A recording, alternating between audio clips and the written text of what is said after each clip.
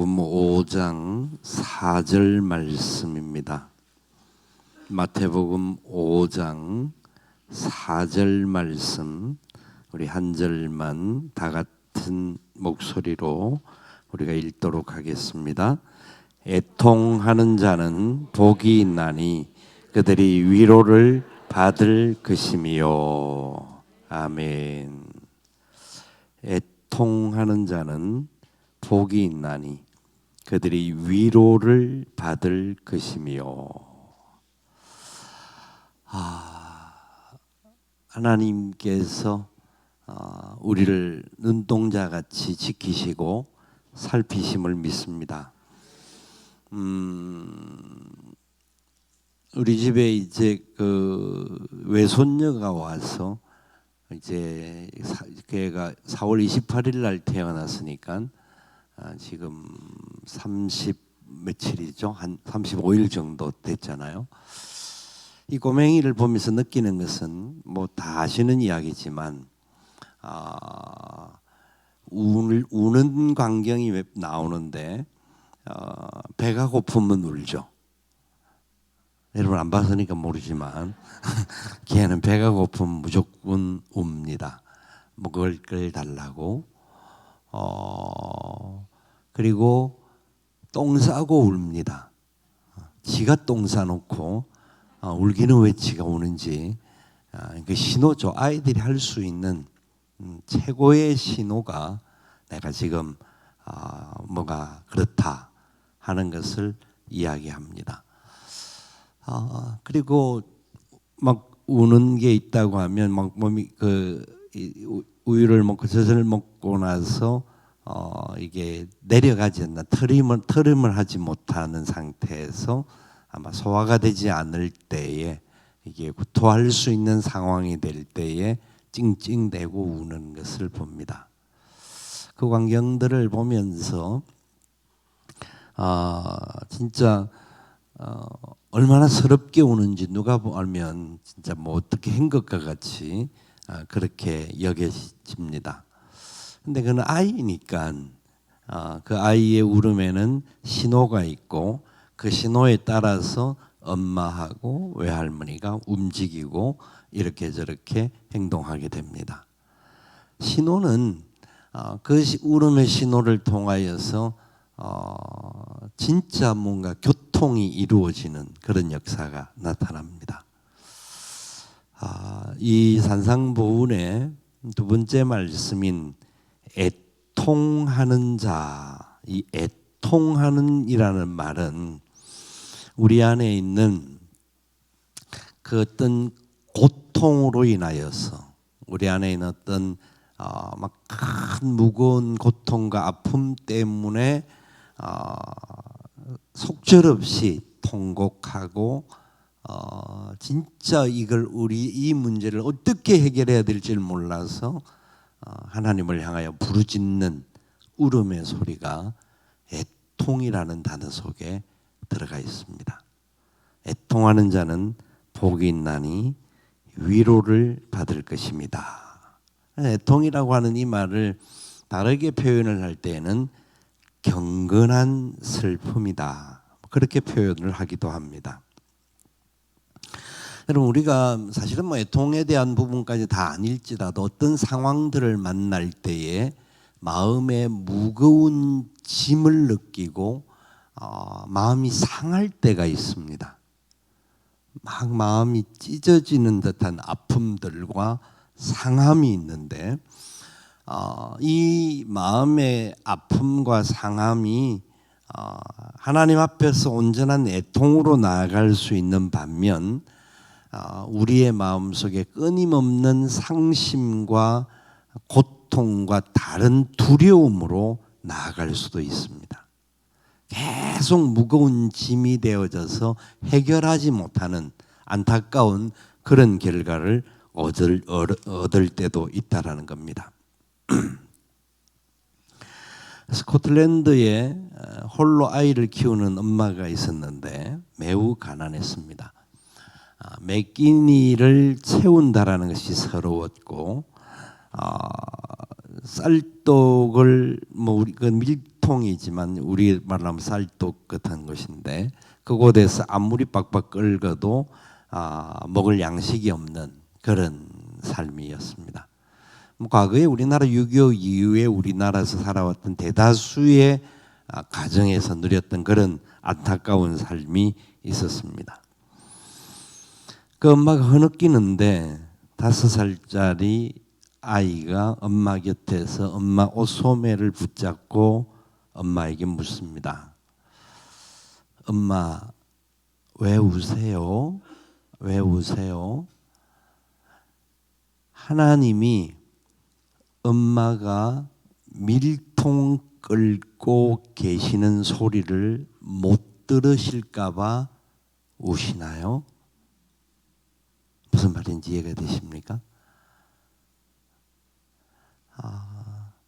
꼬맹이가 애통하는이라는 뜻은 모르지만 우리가 하나님을 향하여서 행하는 행동에 하나님은 반드시 반응하시고 하나님은 우리의 기도 가운데 반드시 응답하시는 분인 줄 믿습니다 하는 그 고백을 하고 있는 겁니다. 엄마는 그 아이를 끌어안고 하염없이 울었습니다. T.C. 에리슨 워런이라고 하는 사람이 자기의 저서 오늘이라는 예배 그곳에서 말한 내용인데요. 우리가 사는 삶의 자리 속에서 만나는 수많은 어떤 아픔들과 고통들과 여러 가지 문제들이 우리는 끊임없이 부딪힐 수 있는 그런 상황에 살아가게 됩니다. 인생에는 3가지 스승이 있다고 합니다. 그림을 한번 보시면 하나는 결핍이라고 하는 결핍이라고 하는 스승이 있고 또 하나는 실패라고 하는 스승이 있고 그 3번째로는 상심이라고 하는 스승이 있다고 합니다. 이 사실 결핍이나 실패나 상심은 사람을 매우 힘들게 하는 겁니다. 삶 속에서 결핍은 뭐가 없어서 뭐 면역력이 없으면 건강에 문제가 생기고 재정이 비어지는 결핍이 생기면 삶의 궁핍함을 느끼게 되어지고 여러 가지 상황 속에서 그 결핍은 사람을 곤고하게 만듭니다. 곤고하게 만듭니다. 사람이 어떤 일을 행하다가 실패를 할 때에 좌절하고 낭망할 수가 있습니다. 실패는 성공의 어머니라고 말은 하지만 실패를 당하는 그 사람은 그 실패 현장에서 헤어나기가 매우 어렵습니다. 그러나 그 실패들을 우리는 경험하죠. 그리고 그 모든 과정들과 또 다른 상황 속에서 사람이 마음이 깨어지는 아픔들을 경험할 때가 있습니다. 이 모든 것들이 사람에게 굉장히 힘들게 하고 고통스럽게 하고 나락으로 떨어지는 그런 위기의 상황도 던져주지만 반면으로는 이 모든 3가지의 부분들은 우리가 다시 일어설 수 있는 다시 새로워질 수 있는 하나님의 은혜요 우리의 삶의 스승이 된다. 그렇게 표현하고 있습니다. 굉장히 아름다운 표현으로 멋진 표현으로 느껴집니다. 우리의 삶 속에 가난의 문제는 단순히 돈이 없는 것이 아니다라고 어떤 분은 이야기를 하더라고요. 공동체가 없는 것이다. 그 사람의 가족이나 친구와 같은 깊은 연대가 없다든지 의지할 사람이 없다든지 넘어졌을 때 잡아줄 사람이 없다고 한다면 그 사람은 굉장히 어렵고 힘든 삶을 살 것이다. 하나님은 우리를 향하여서 손 내밀어 주시는 분이십니다. 하나님의 강한 손으로 우리를 붙들어 주신다라고 약속하셨습니다. 저가 넘어지나 아주 엎드러지지 아니함은 주께서 손으로 붙들고 계심이라. 하나님은 우리를 그의 손으로 붙들어 주셔서 언제든지 일으키십니다. 상심을 당하든지 실패를 하든지 결핍의 상황에 있을 때 너무나 고통스러울 수 있고 너무나 아플 수 있지만 그때 하나님께서는 손 내밀고 계시고 우리가 그 손을 잡기만 하면 하나님 새로운 회복의 역사로 우리를 일으키십니다. 오늘 케냐 선교사님 만나서 점심 식사를 하면서 이야기를 나누는 중에 제 아주 제일 친한 친구인데 케냐에서 사역을 하고 지금은 이제 국내에 왔다 갔다 하는 순회 선교사입니다. 선교 35년 동안 사역을 했기 때문에. 그래서 케냐에 최근에 사역을 갔다가 다시 그 옆에 바로 이제 에티오피아가 있습니다. 에티오피아라는 나라가 6.25 동란 때 우리나라에 원조를 해줬던 그런 나라죠. 에티오피아의 회교들의 회심자들이 굉장히 많이 일어나고 있다는 겁니다. 최근 몇 년 사이에 10만이 넘는 회교도들이 회심하고 하나님 앞으로 돌아온다는 거예요. 돌아오는 이유 중에 하나가 에티오피아는 뭐 다른 그 도시 그 아디스아바바는 조금 뭐 괜찮은 도시지만 다른 도시는 굉장히 여전히 가난합니다. 과거에 우리나라를 도와줬던 나라지만 지금 여전히 가난하고 어려운 가운데 있습니다. 그 가운데 핍박을 당하고 여러 가지 고통을 당하던 사람들이 진짜 무언가 또 의지할 수 없으니까 애통할 수밖에 없는 상황에 들어가는 겁니다. 애통할 수밖에 없는 상황에 내어 몰리게 되다가 보니까 그곳에서 하나님을 만나는 역사가 일어난다는 겁니다. 이 역사는 과거에 우리나라가 그랬던 역사입니다. 우리가 의지할 것이 아무것도 없을 때 세계에서 가장 가난한 나라였고 세계에서 가장 약한, 그래서 원조를 받지 않으면 살 수 없었던 그런 나라였는데 어느 날 갑자기 우리는 세계의 강대국이 되어지고 세계에서 경제적으로 풍요로운 나라가 되다가 보니까 우리는 무언가 다 이룬 줄로 착각하는 상황이 되는 겁니다. 그러니까 하나님의 백성들조차도 하나님 앞에 애통함이 사라지게 되는 겁니다. 이 애통함에는 처절하게 우리 자신 속에 피어나고 있는 죄악을 볼 수 있는 마음이 있어야 하는 겁니다. 우리가 살고 있는 삶의 자리 안에서 우리도 모르게 우상을 숭배하고 우리도 모르게 하나님보다 다른 것을 의지하고 우리의 주장과 고집 속에 교만하고 무례해지는 어리석음들을 우리는 볼 수 있어야 합니다. 처절하게 사람도 느끼는 것 중에 하나가 진짜 하나님의 도우심이 아니고는 될 수 있는 일이 아무것도 없습니다 하는 고백을 하지 않을 수가 없습니다. 최근에 다시 한 번 더 하나님의 도우심과 그 은혜 앞에 무릎 꿇으면서 하나님 뭐 평상시 개인적인 교제와 교통을 하는 상황이었다 할지라도 진짜 은혜가 아니고는 살 수가 없습니다. 하나님 은혜를 더하여 주시옵소서. 애통하는 나의 나약함과 연약함과 사람들은 뭐 상황에 따라서 자기 이유와 여러 가지 핑계를 댈 수 있는 상황들은 많지만 다 차지하고 하나님 앞에 우리는 죄인입니다. 우리는 그 죄인된 자리에서 하나님 불러주신 그 은혜를 생각을 하면 다른 어떤 것도 자랑할 만한 것이 아무것도 없다라는 것입니다.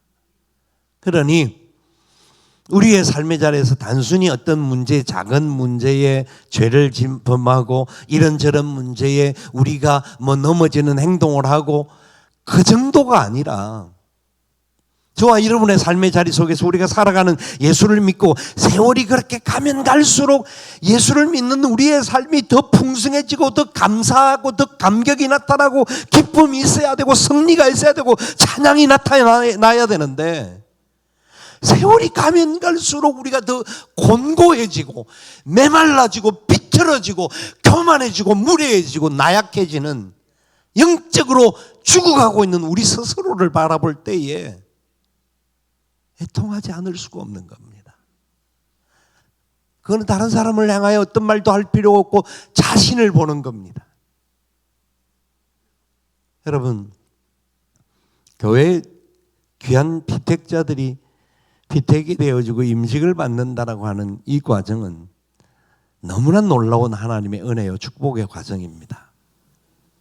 그런데 애통하는 심령이 없이는 그 임직은 무거운 짐일 수가 있고, 애통하는 마음으로 하나님을 향하여 손을 내밀지 못하는 우리의 모습이 되어지면 그것은 임직을 통하여 우리의 교만함과 무례함들이 나타날 수 있는 안타까움으로 나아갈 것입니다. 철저하게 나의 연약함을 볼 수 있어야 합니다. 내 힘으로 할 수 없는, 내 능력으로 할 수 있는 것이 과연 무엇이 있는가 생각하면서, 아니 어떤 건 내가 할 수 있는 것 같이 느껴지지만 그 느낌 속에서도 주님의 도우심과 은혜 때문에 이 일을 감당할 수 있게 된 것을 감사할 수 있어야 합니다. 그게 애통하는 사람들이 갖는 은혜입니다. 저와 여러분들이 오늘 이 밤을 통하여서 우리 자신들의 연약함들을 볼 수 있어야 합니다. 세계적인 기도의 역사에 큰 물질기를 이끌었고 많은 그 대각성 운동의 선구자 역할을 했던 조나단 에드워드라고 하는 목사님이 계십니다. 그분이 제 어릴 때에 대학을 다니는 시절에 할아버지가 목사님이셨는데, 그 목사님과 이래 돕기위하여서 그 교회에 가서 지내는 중에 하나님의 놀라운 역사를 발견하면서 고백했던 내용을 보게 되었습니다. 요즘 나는 과거에 회심하기 전에 그 어느 때보다 나 자신의 사악함과 마음의 악함을 뼈저리게 느끼고 있다. 최근 여러 해 동안 이 표현이 내 마음과 입에 아주 자주 맴돌았다. 끝없이 쌓이고 또 쌓여서 감당할 수 없을 만큼 커져가고 있다.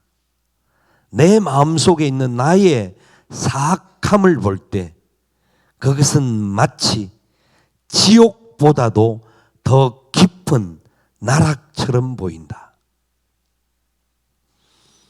조나단 에드워드는 23살의 나이에 자신 안에 있는 새로운 죄들을 발견하면서 애통하는 심령을 가지지 않을 수 없었다고 고백합니다. 상한 마음, 이 자기 마음 속에 끊어지는 그 낙담할 수밖에 없는 자신의 연약함들을, 그런데 내 자신의 연약함을 보면 볼수록 하나님의 은혜가 더 크게 임한다라는 것을, 하나님의 기름 부음의 역사가 더 놀랍게 나타난다라는 것을 그는 경험하게 되었다고 고백합니다. 여러분, 하나님은 저와 여러분에게 은혜를 베풀어 주시기를 원합니다.